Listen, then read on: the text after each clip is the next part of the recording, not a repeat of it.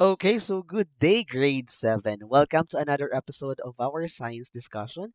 I am Sir Wawi, your ever curious science buddy.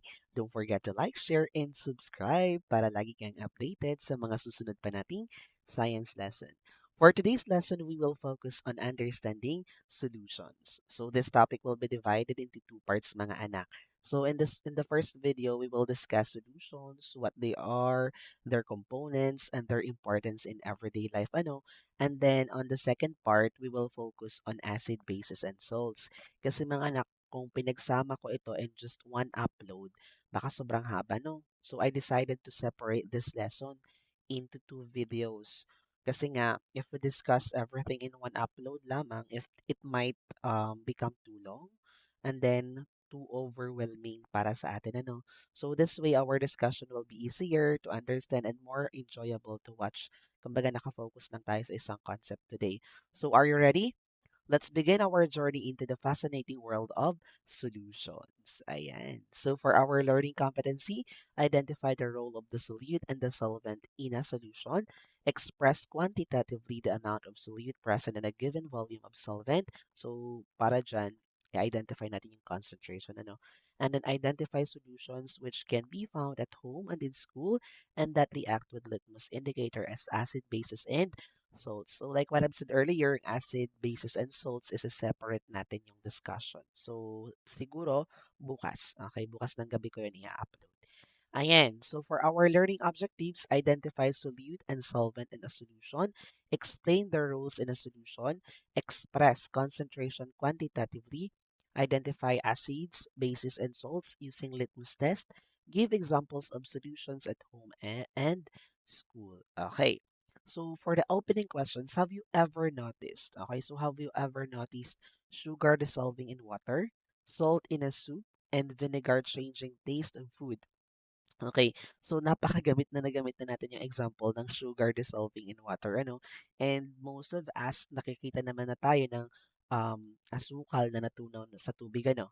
Okay, so many substances around us mix to form solutions.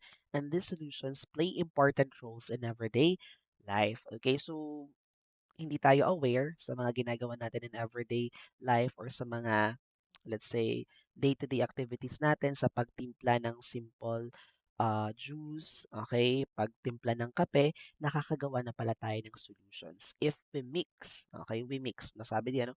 If we mix a substance or two or more substances. Ayan. So, activity number one, solution or not. Sasabihin niyo sa akin kung solution or not, ano, identify whether a mixture is a solution based on its uniform appearance. Read each example and write S if it is a solution and N if it is not a solution. So clear naman, S pag solution and N pag hindi po solution. Ayan, wait lang po. Ayan, so sige. For our, okay, reactivity explanation, what is a solution? Ano ba yung tinatawag nating solution? So a solution is a type of mixture formed, ayan, when a substance dissolves completely in another substance. Paano na daw nabuo yung isang solution? Okay, siya ay type ng mixture kung saan yung isang substance daw natunaw with another substance. And in a solution, the substances are evenly mixed. Okay, pantay na nakahalo. So the mixture looks the same all throughout. Okay, so we say that solutions are uniform mixtures because you cannot easily see the different substance that make up. Okay, so ano bang ibig sabihin nun? For example, when sugar dissolves in water or dissolved in water, the sugar seems to disappear. Akala natin na wala because it is spread evenly throughout the water. However, not all mixtures are solutions. Tatandaan natin, not all mixtures are solutions. Some substances such as sand and water do not mix evenly and can still be seen separately.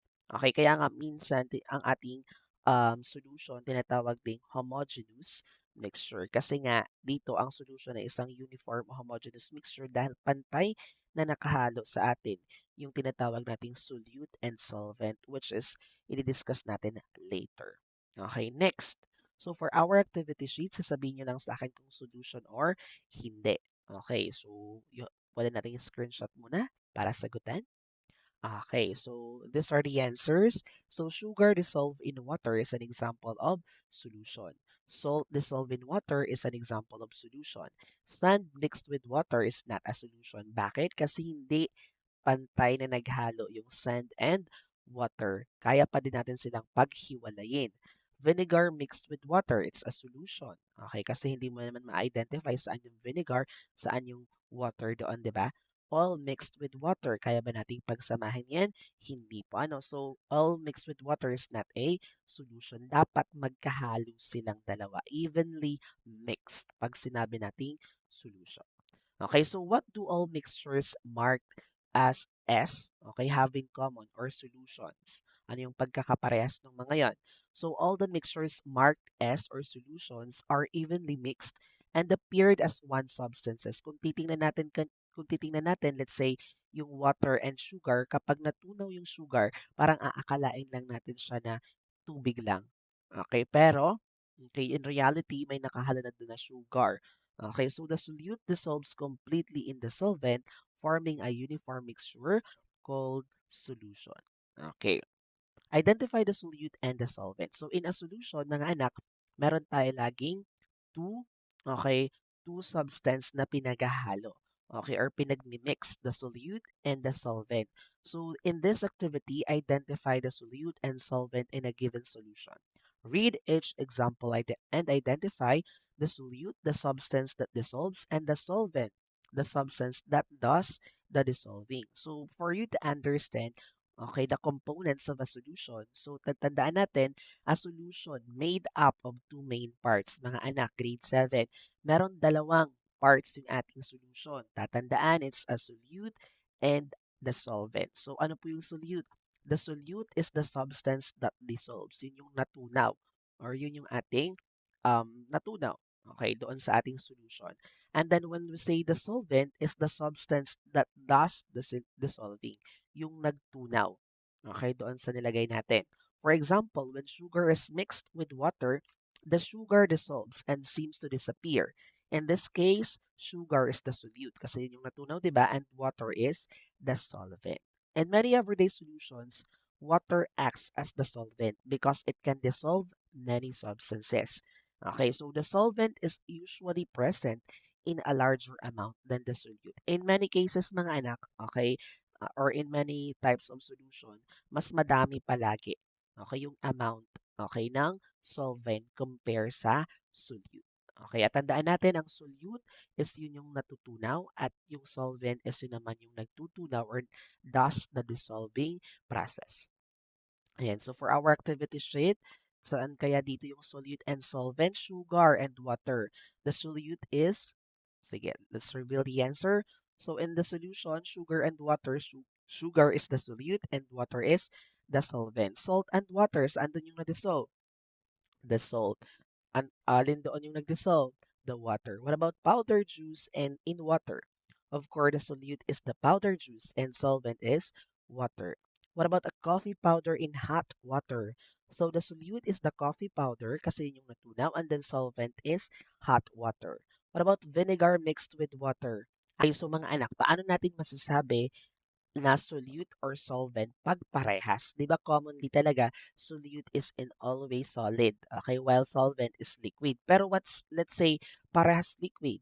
Okay, let's say vinegar and water. Paano natin masasabi or maa-identify dito kung saan ang solute, saan ang solvent? So tatandaan natin mga anak, okay, pag parehas liquid, it's not hard to identify which is solute and solvent.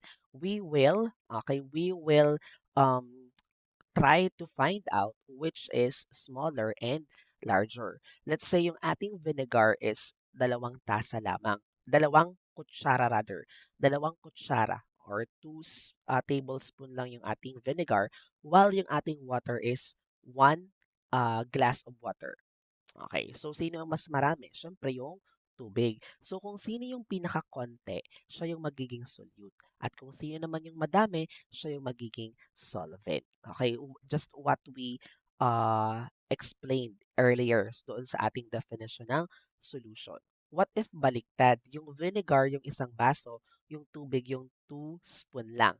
Okay, syempre ang magiging solvent yung vinegar and then yung ating magiging solute is yung water. Okay, so depende yon sa amount. Okay, napakadali lang namang ma-identify. Next, okay, so for our guide question, which component is usually present in a larger amount? The solute or the solvent? Ito talaga yung pinaka-follow up dun sa last example. Ano? So, paano? Nasagot na natin, di ba?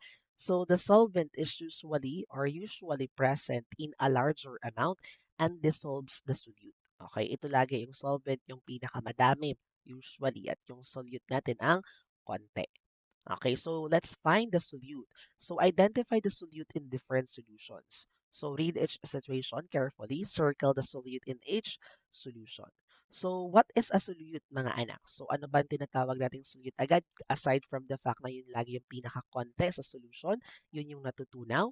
So when a solution is formed, one substance dissolves in another. The substance that gets dissolved is called the solute. Yun yung natunaw. For example, when sugar is added to water and disappears after stirring, the sugar is the solute because it dissolves in the water.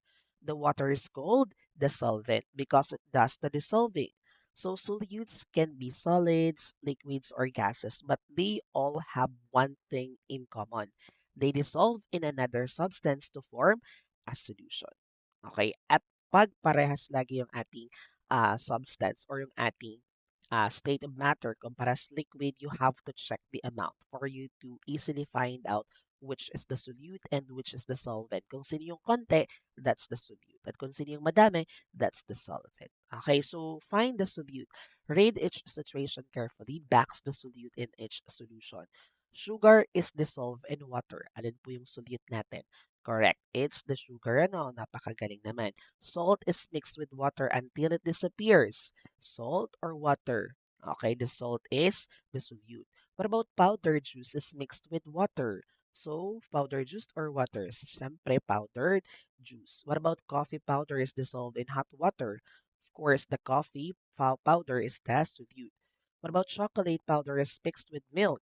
So, chocolate powder is the solute. Okay, sino yung natutunaw at konti, yun yung lagi yung solute. Ayan, so what do all the substances identify as solutes have in common? So all the substances identify as solutes are the substances that dissolves in another substance. Okay, the solvent, yun yung natunaw to form a solution. They become evenly mixed with the solvent and are no longer sent separately.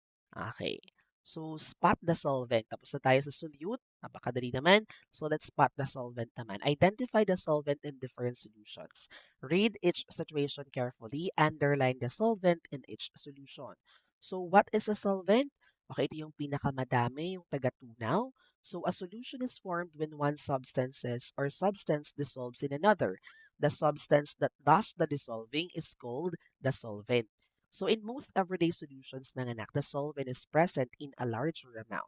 It is the liquid that breaks down or dissolves another substance called the solutes. Okay, so for example, when sugars is mixed in water, the sugar dissolves while the water is the solvent because it dissolves the sugar. In many cases, water is the most common solvent because it can dissolve many different substances like salt, sugar, and powdered drinks. Okay, so remember, in a solution, meron tayo laging two components, the solute and the solvent. So let's find out what is the solvent. So read each situation carefully, underline the solvent in each solution. Sugar is dissolved in water.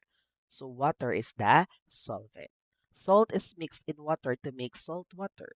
Okay, so water is the solvent. What about powdered juice is mixed with water rather. Okay, so water is the solvent. Ink is dissolved in alcohol. Okay, so alcohol is the solvent. What about food coloring is dissolved in water to make a colored water? Okay, so water is the solvent. Okay, so why is water considered the most common solvent? Bakit siya lagi?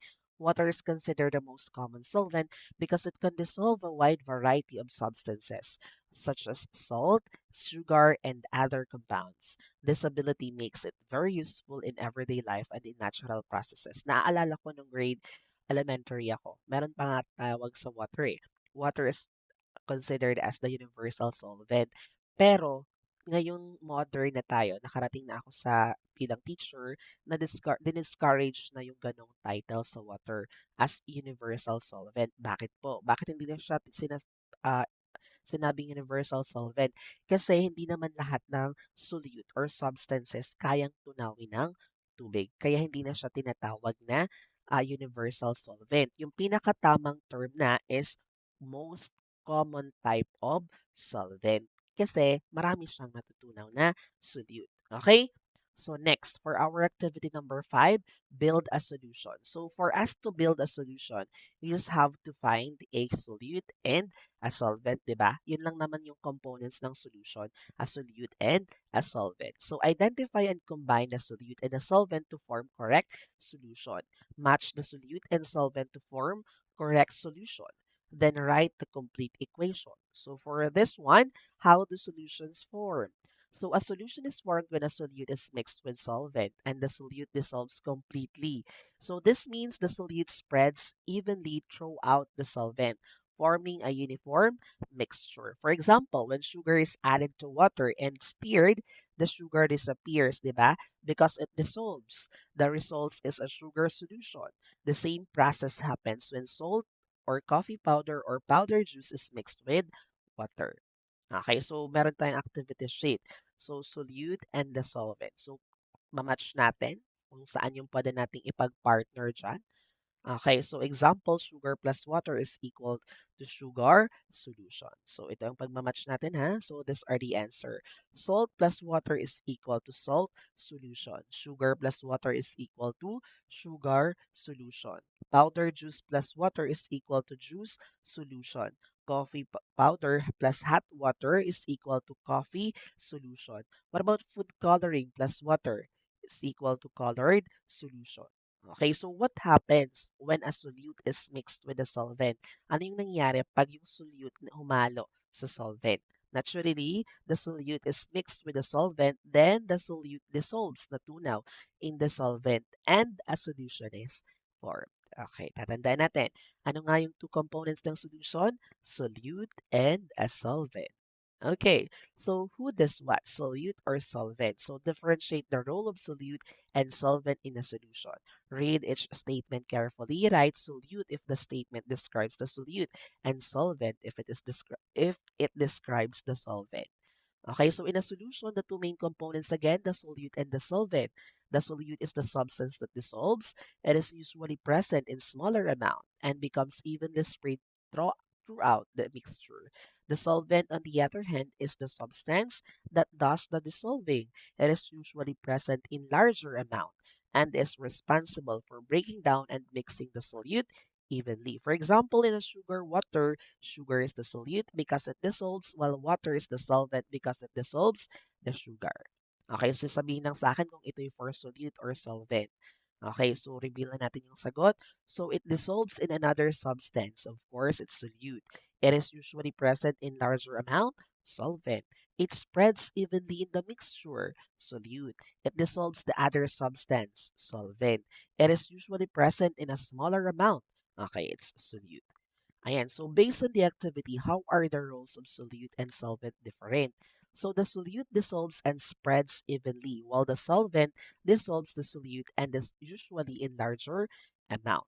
Okay, so titingnan naman natin, strong or weak attraction or concentration rather. Titingnan natin kung strong or weak yung solution based on the concentration level.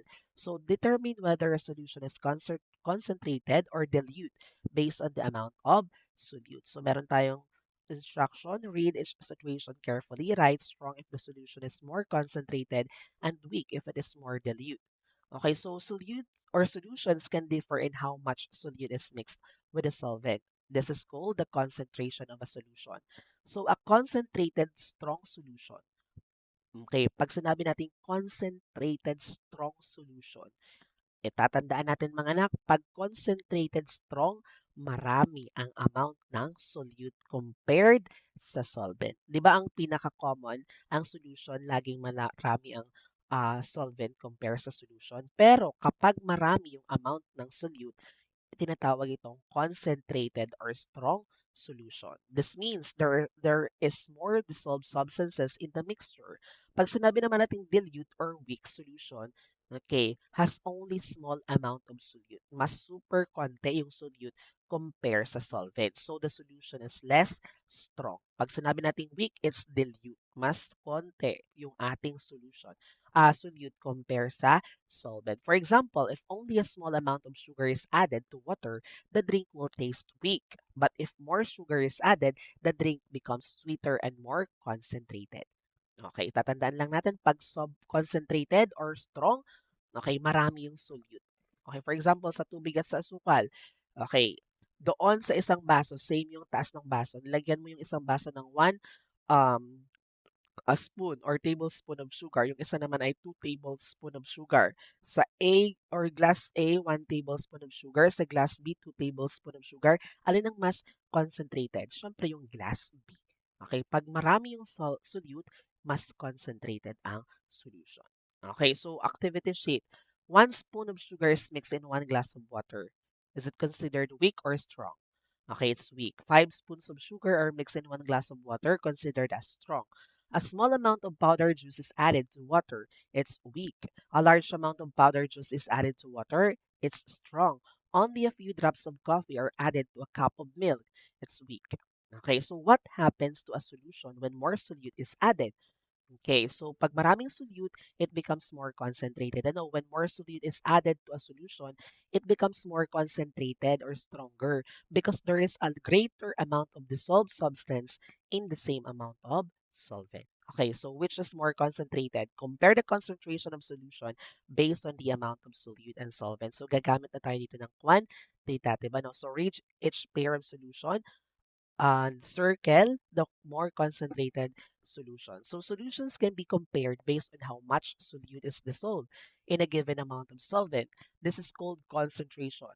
So a solution is more concentrated when it has a greater amount of solute and smaller amount of solvent, just what we explained before. Ano, just what we had explained before. This means there is more dissolved substances in the mixture.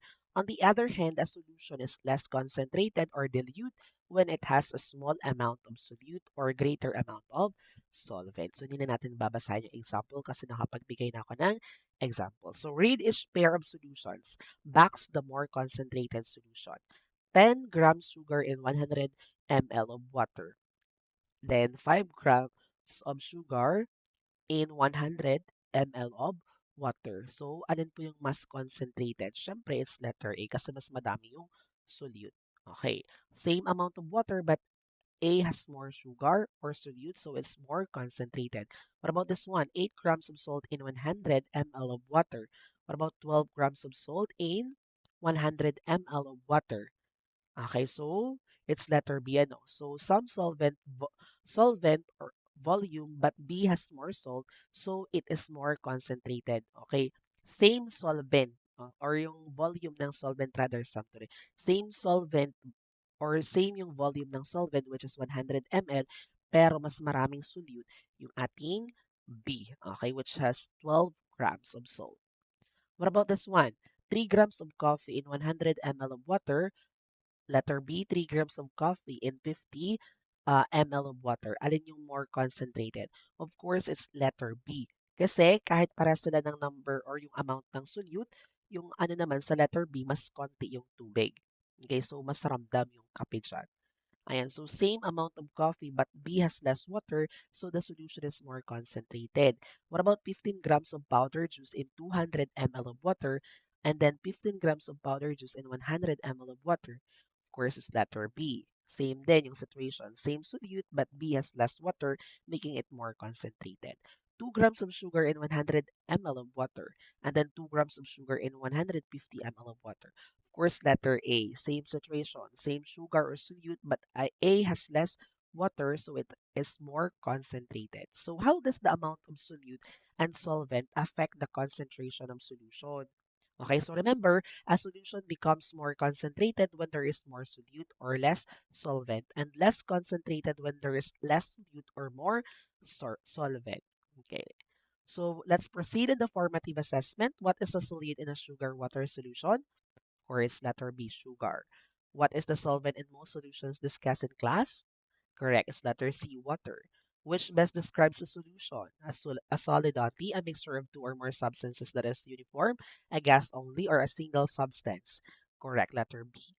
Which solution is more concentrated? 5 grams of sugar in 100 ml of water, 10 grams of sugar in 100 ml of water. Both are equal. Cannot be determined. Correct. It's letter B, 10 grams of sugar in 100 ml of water. What happens when the amount of solute increases while solvent stays the same? A, the solution becomes less concentrated. B, solution becomes more concentrated. Nothing changes. Solute disappears. The correct answer is letter B. Kasi pag dumami yung solute, the solution becomes more concentrated. So thank you so much, grade 7, and see you again or see you sa ating part 2 lesson, which is acid, bases, and salts.